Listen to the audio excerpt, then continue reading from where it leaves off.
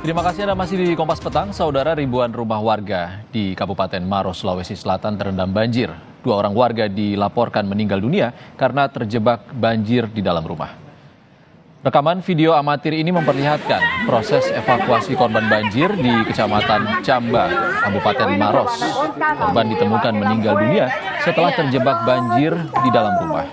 1 korban lainnya berusia balita ditemukan tewas di Kecamatan Bantimurung. Sementara tim kami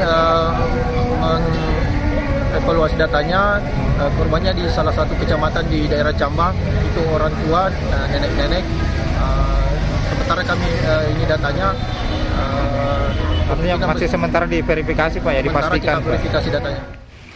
Selain rumah, banjir juga merendam jalan Trans Sulawesi Poros Bone Maros. Warga yang biasa melintasi jalur itu terpaksa mencari jalan alternatif.